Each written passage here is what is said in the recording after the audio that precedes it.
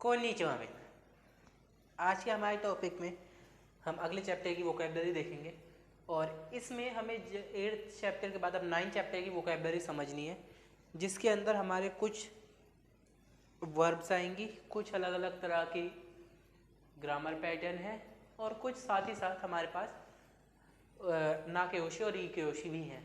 तो सबसे पहले अगर बात करें वकारिमास, ये हमने कांजी में भी सीख लिया है, टू अंडरस्टैंड के लिए होता है, टू अंडरस्टैंड। अरिमास के लिए टू हैव, अरिमास टू हैव या टू बी, दोनों का मतलब होता है, इसमें दोनों अलग अलग मतलब के लिए यूज़ होता है।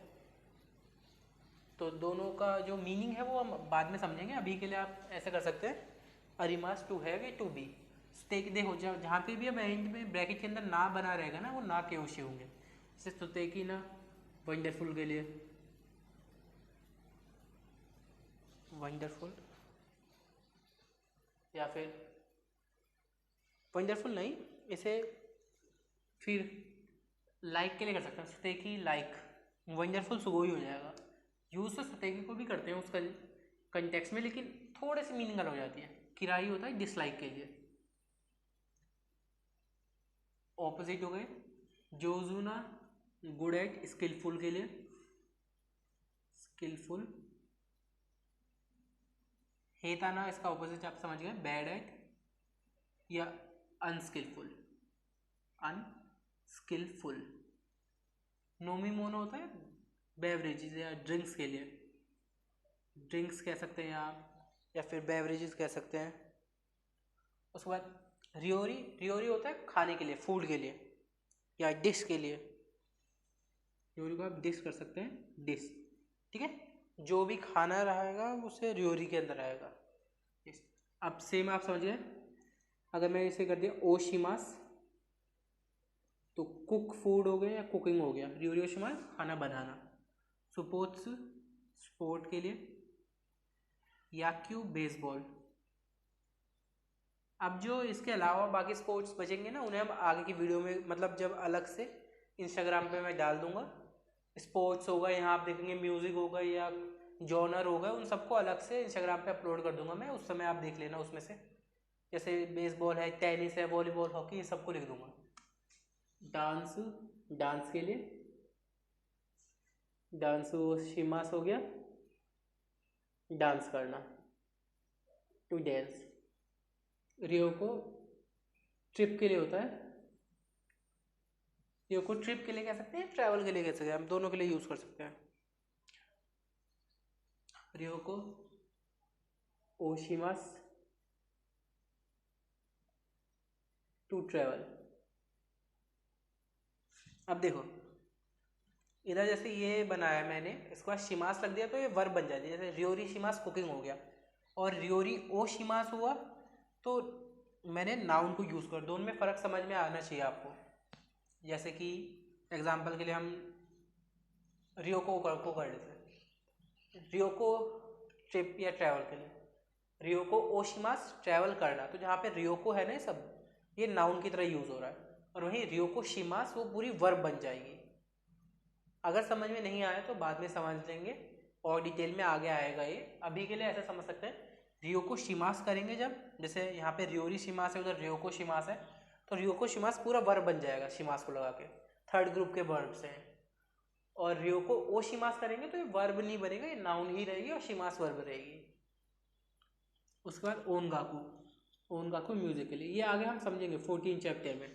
14 के बाद ये समझना है हमें। ओनगाकू होता है म्यूजिक के लिए, सॉरी म्यूजिक के लिए। उता song, Kabuki Japanese traditional drama होता है, म्यूजिकल ड्रामा होता है। आप चाहे तो यूट्यूब पे सर्च कर सकते हैं इसे, जैपनीज म्यूजिकल ड्रामा होता है और उनका ट्रेडिशनल चीज़ है इसलिए। ए पिक्चर या ड्राइंग, पिक्चर या ड्राइंग। जी होता है कैरेक्टर, जी की ये वाली कांजी होती है, आगे हम सीखेंगे कांजी एंड फॉर्म में। जी कैरेक्टर के लिए या अल्फ़ाबेट कह सकते हैं आप, जो भी कांजी कैरेक्टर है ना उसके लिए। सॉरी वो थोड़ी जुकाम हो रहा है सर से। कैरेक्टर, अल्फ़ाबेट या लेटर, वो कह सकते हैं। हीरागाना हिरागाना है, जैपनीज रीडिंग, काताकाना भी आपको पता है, फुरीगाना। फुरीगाना जैसे मान लो मैंने ये कांजी बनाई एक,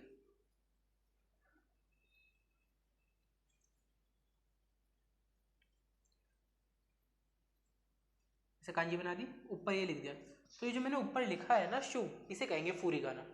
फुरीगाना मतलब होता है कांजी के ऊपर जो कांजी को समझाने के लिए वर्ड्स लिखे रहते हैं, उन्हें फुरीगाना कहते हैं। जैसे मैंने ये वीक की कांजी बनाई, इसके ऊपर ये लिख दिया, तो ये जो ऊपर वर्ड लिखा है ना उसे फुरीगाना कहेंगे। तो फुरीगाना आप लिख सकते हैं चाहे तो, द रीडिंग ऑफ कांजी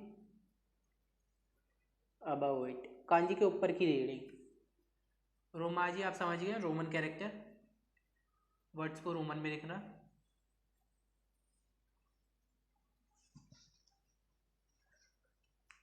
तो अभी तक हमने एक हिस्सा कर लिया है, और इसके बाद अब देखेंगे जब, तो हमें ये अरिमास का पैटर्न आता है बाद में, सुतेकी, जोजू, हम इसका यूज़ करेंगे। अब जब हम अब ग्रामर करेंगे तो उस समय हम इनका यूज़ करेंगे अपनी स्किल बताने के लिए। कि अब तक मैंने क्या बोला, कि मान लीजिए मैंने बोला कि मैं स्पोर्ट्स में अच्छा हूँ, तो एक मिनट, मैंने क्या बोलता, मैं स्पोर्ट्स में अच्छा हूँ, ये मैंने एक अपनी स्किल बताई। मैं स्पोर्ट्स खेलता हूँ, तो मैंने वाताशी वा सुपोत्सु और शिमास, तो मैंने स्किल ये बता दिया कि मैं स्पोर्ट खेलता हूँ। अब मैंने बोला स्पोर्ट्स में अच्छा हूँ, तो ये खूबी दिखा दी मैंने स्पोर्ट्स में, अपनी अपनी कोई स्किल बता दी, या अपनी कोई, मैं मान लीजिए मैंने अपनी ये बता दिया कि मैं ड्राइंग में खराब हूँ, तो हेता देश। अब यही हो गया कि मुझे स्पोर्ट्स पसंद है, स्टेकी, या स्पोर्ट्स पसंद नहीं है तो किराई। तो ये स्किल बताने होगी ना जब हमें, तब हम ये स्टेकी और किराई यूज़ करें, मतलब स्टेकी किराई अपने लाइक डिसलाइक, और जोजू और हेता अपने स्किल बताने के लिए। जब हम ये सीखेंगे तो उस समय हम इसमें यूज़ करेंगे, अलग अलग जॉनर को सीखेंगे म्यूज़िक के, और या फिर आप समझ लीजिए कि अलग अलग हम तरीके सीखेंगे अपनी बात को बताने के लिए। मान लीजिए मैं खाना बनाने में अच्छा हूँ, तो रियोरी गा जोजू देस, आगे वो सीखेंगे पैटर्न। में आपको खाली एग्जाम्पल बता रहा हूँ। तो अब आगे चलते हैं। आगे जो हमारी वोकेबलरी है उसमें एक तो यह है कोमाकाई योकान। अब कोमाकाई योकाने का मतलब होता है चेंजेस।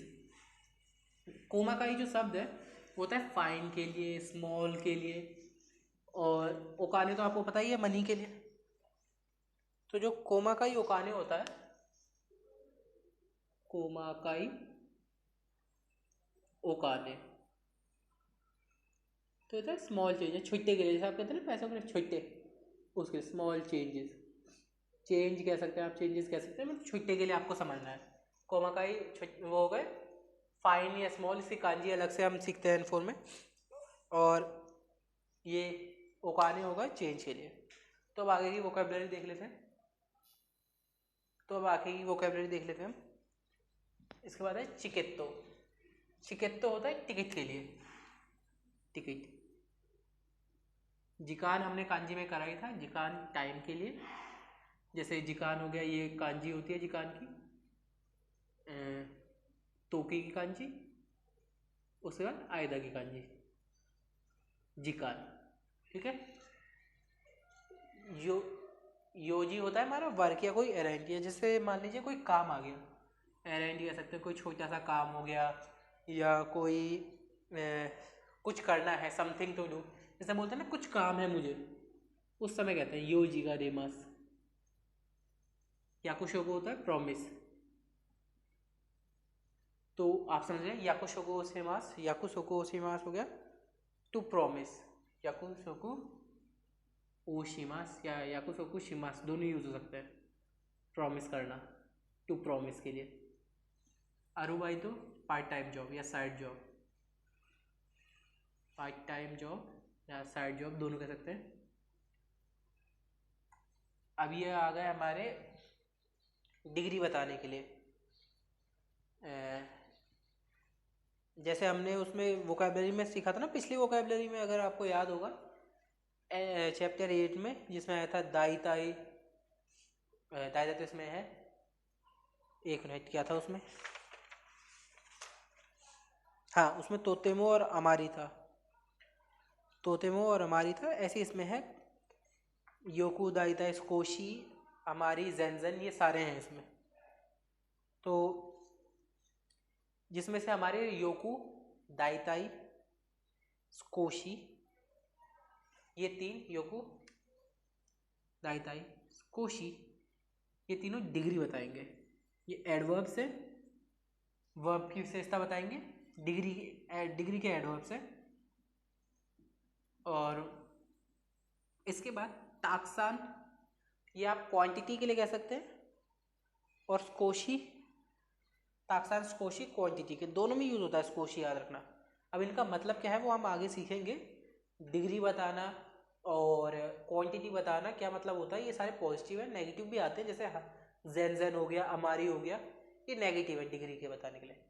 अब इसका मतलब क्या होता है अगर एक छोटे शब्दों में समझे, जैसे हाँ एग्जाम्पल के लिए ये लेते हैं, ये पानी है, पानी को हम नाप नहीं सकते जैसे 1 बूंद 2 बूंद 3 बूंद, तो हमने डिग्री बता दिया कि ज़्यादा पानी है। जैसे बोतल पूरी है, बोतल में काफ़ी हद तक पानी है योकू, बोतल में कम पानी है स्कोशी, बोतल में ठीक ठीक पानी है दाइताई।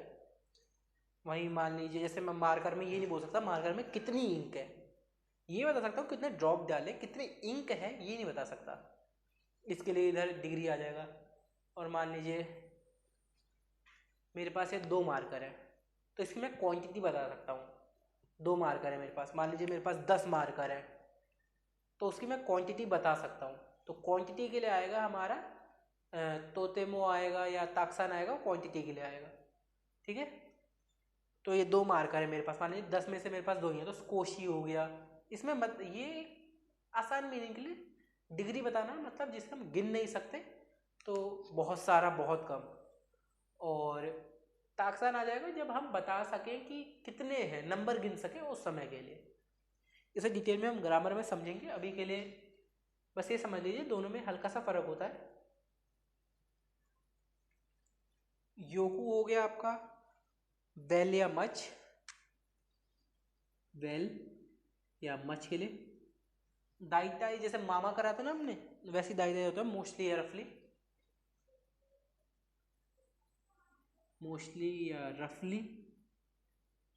उसके बाद ताक्सान हो गया वेरी या प्रीटी के लिए कह सकते हैं मैनी या मच, सेम मैनी या मच। उसके बाद आ गया हमारा स्कोशी लिटिल या फ्यू, लिटिल या फ्यू के लिए। और सेम जेनजेन, जेनजेन माने नॉट एट ऑल, कांजी आप देख सकते हैं इसे, जेन की मैंने बताई थी आपको, ये वाली नहीं सॉरी, जेन की कांजी थी जेन, जेन की हेरी कांजी, और दूसरे जेन की होती है वो मुए मास से मिलती जुलती कांजी है, उसे हम वो थोड़ी सी आपके लिए ऊपर ही हो जाएगी कि वो N4 में समझेंगे, इसलिए जेन जेन हो गया नॉट एट ऑल। अभी के लिए इतना समझिए, जेन जेन नॉट एट ऑल, ये नेगेटिव में यूज होगा बिल्कुल नहीं, जैसा कहते हैं ना बिल्कुल भी पानी नहीं है या बिल्कुल भी खाना नहीं है, बिल्कुल भी इंक नहीं है, उस समय यूज करेंगे जेन जेन को।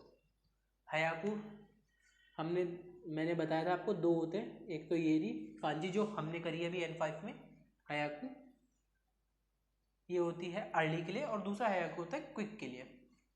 तो हयाकू के 2 मतलब होंगे अर्ली और क्विक। तो दोनों का कंटेक्स्ट से हम समझेंगे अभी के लिए सेंटेंस में। जैसे मान लीजिए सेंटेंस है कि मैं सुबह जल्दी उठता हूँ, तो हयाकू ओकीमास। अब आप समझिए ओकीमास मतलब वेकअप के लिए है, तो हयाकू ओकीमास। उसके बाद हो गया मान लीजिए दूसरा कि मैं स्कूल जल्दी पहुँच गया या स्कूल में जल्दी जाता हूँ, उसके लिए अर्ली हो गया। वो जल्दी जल्दी चल रहा है, उस समय क्विक वाला आएगा, तो हयाकू हाशिनिमास, जल्दी दौड़ रहा है हाशिनिमास, हयाकू आरोकीमास, तो वो आरोकीमास आया तब चल रहा है, तो जल्दी चल रहा है उसके लिए हयाकू आया। तो हम कंटेक्स्ट में समझेंगे इसे।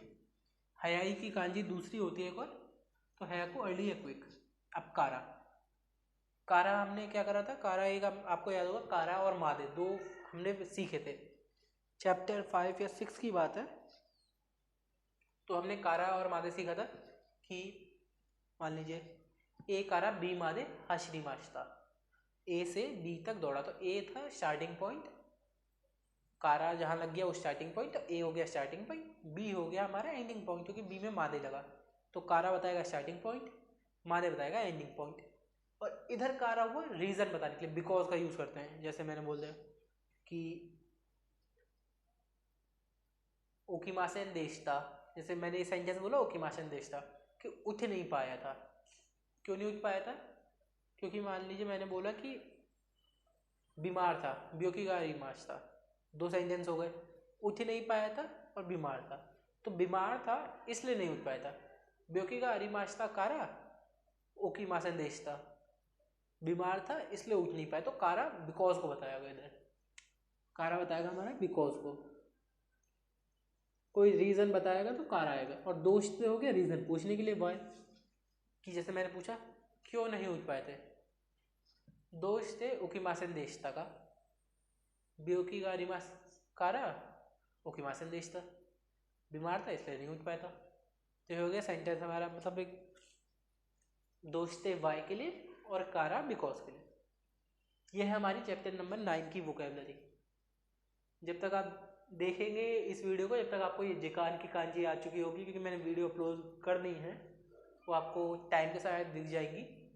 और उसके बाद याकुसोकु हम प्रॉमिस के बारे में जब आप देखेंगे ना N4 में काफ़ी डिटेल में याकुसोकु को समझते हैं, क्योंकि उस समय भी हमें इससे काफ़ी अलग अलग मीनिंग मिलते हैं। अरुबाई तो पार्ट टाइम जॉब, ये हमें समझना है, याद रखना। ये वाला हिस्सा इस चैप्टर में बहुत ज़रूरी है क्वांटिटी और डिग्री के लिए। हो सकता है अभी आपको समझ में नहीं आया हो अच्छे से, उस समय समझेंगे, तो इस पे ध्यान देना है। और बाकी दोस्त तो आप समझ गए, पैटर्न बताना है कि पूछने के लिए क्यों और ये रीज़न बताने के लिए करा। तो इस वीडियो के लिए इतना ही, मिलते हैं अगली वीडियो में, जब तक के लिए जय हिंद।